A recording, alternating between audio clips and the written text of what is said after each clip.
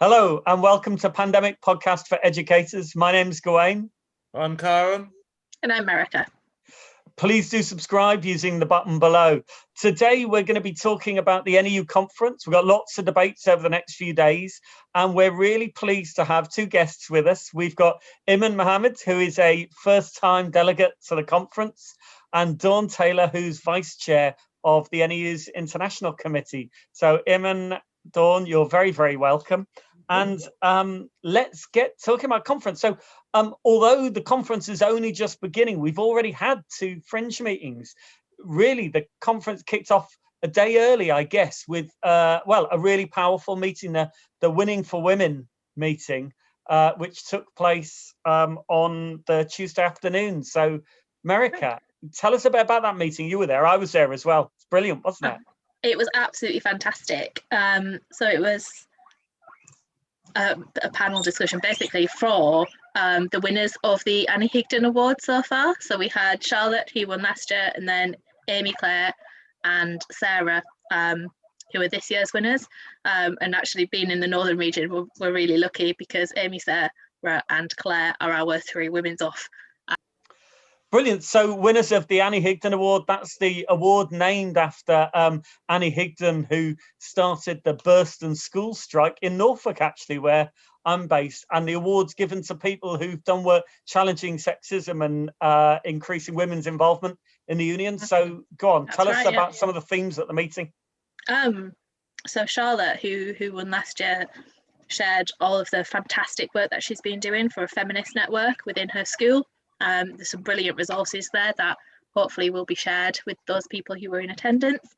And then Amy, Claire and Sarah had each shared their experiences so far. Claire spoke passionately about the casework that she's been involved with because she's also a caseworker for Durham.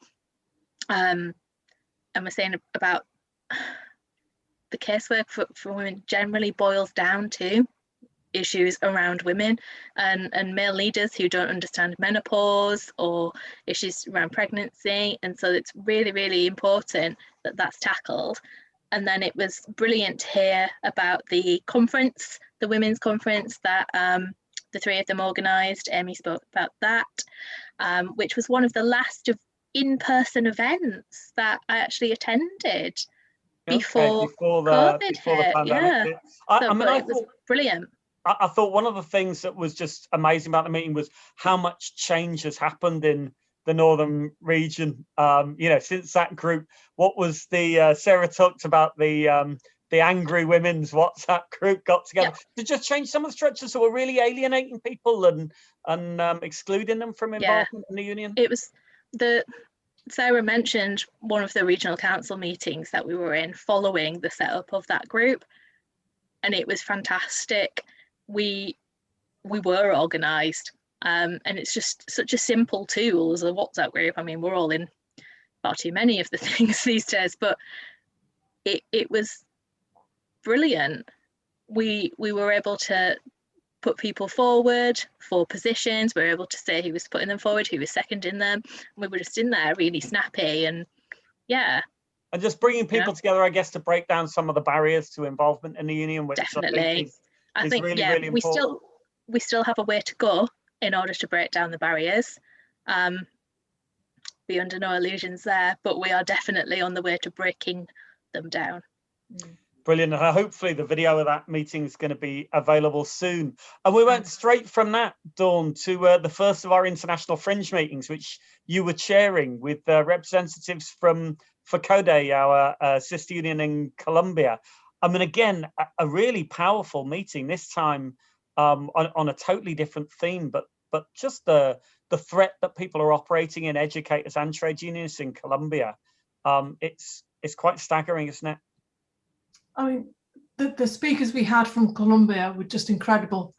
Not only the work they do within the schools, but also about as trade unionists and social justice people that working within their own areas.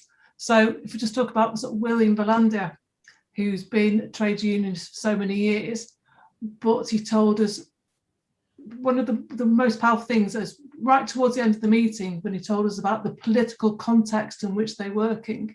that it's not just about the impact that's happening on schools, it's about all parts of the public sector that are being impacted by the fascist regime that's going on in there. So there is no justice for the people who've lost their lives. Because right at the beginning, we were told that over 3,000 teachers have lost their lives in the last few decades. People are losing their lives this year. So I think it's around about 30 people since 2015 who have lost their lives as educators.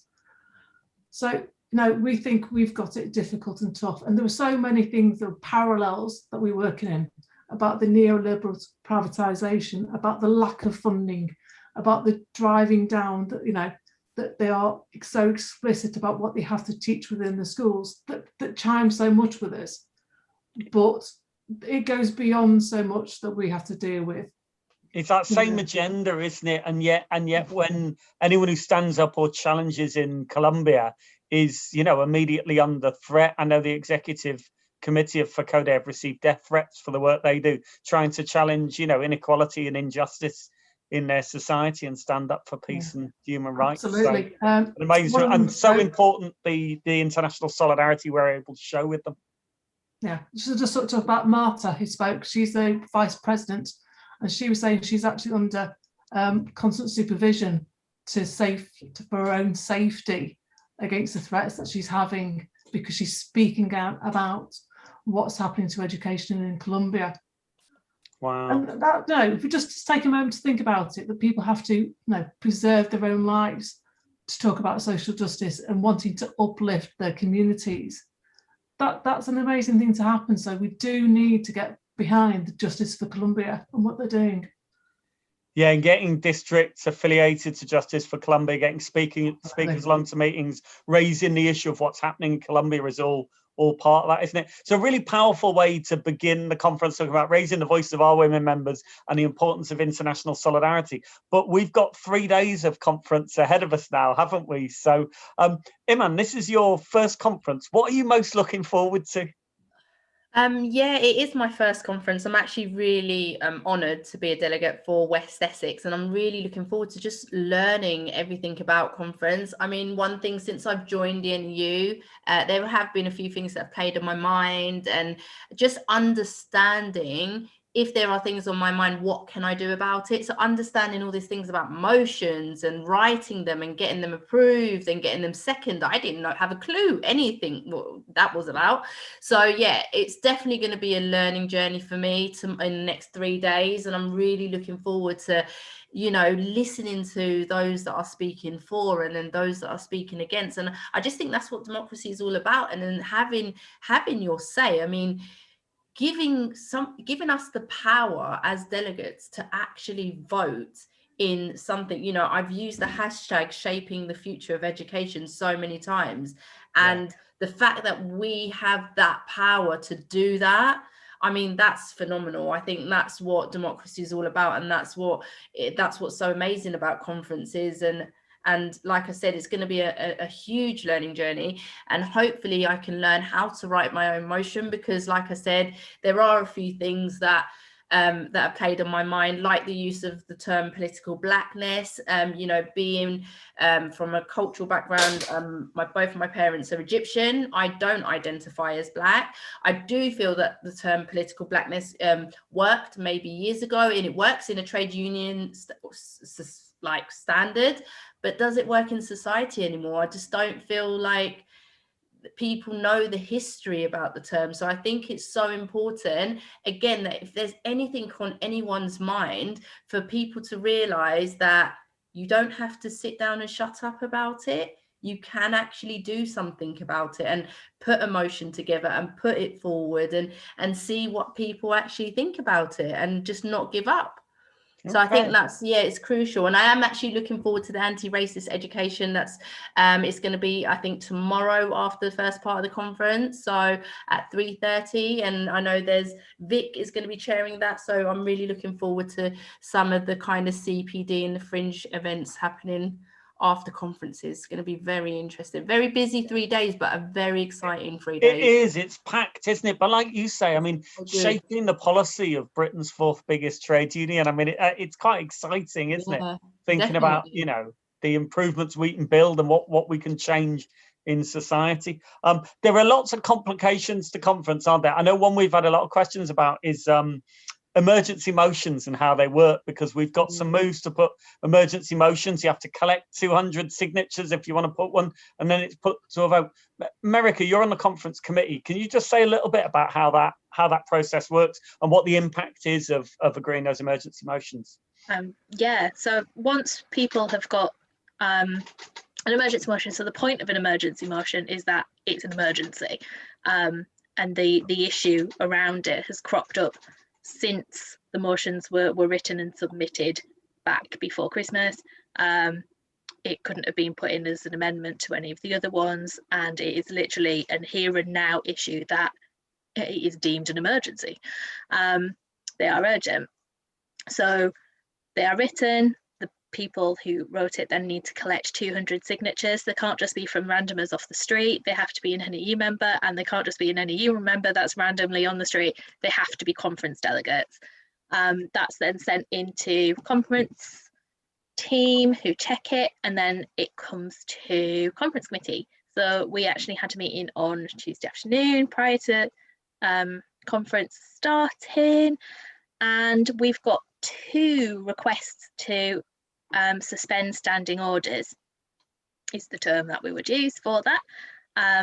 That will be, both of the requests to suspend standing orders will be taken probably about 10 a.m.-ish on Wednesday, after the report of conference committee is moved and seconded.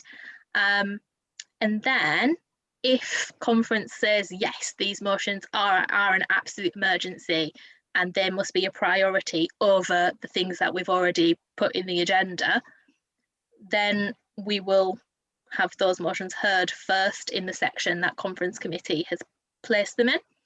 So we've got 2 emergency motions this year that so far that have come to conference committee. One of them is around the police bill. Oh yeah, the police and crime bill, yeah. Yeah, which is called Defend the Right to Protest, Oppose the New Police Bill, which I believe will be moved by North Somerset and seconded by Bristol.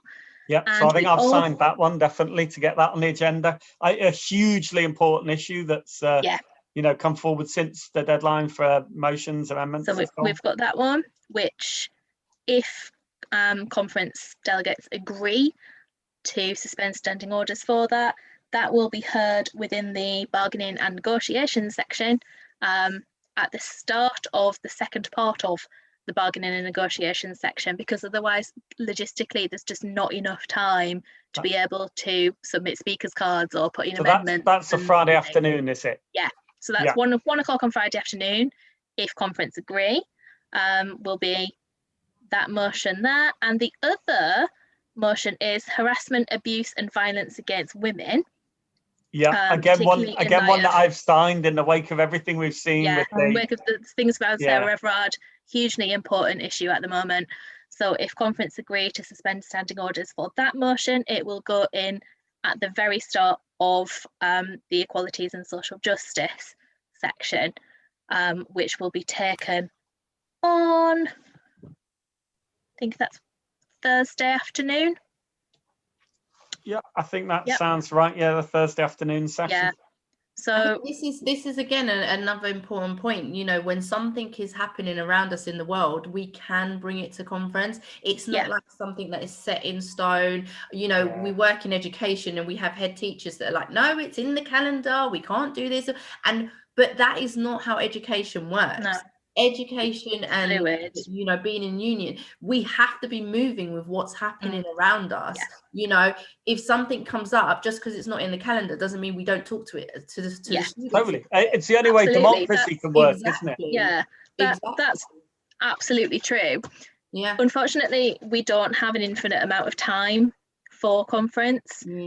So we were pushed for time anyway, to be quite honest. We've got roughly 60% of the debating time that we would have at our usual in-person physical conferences.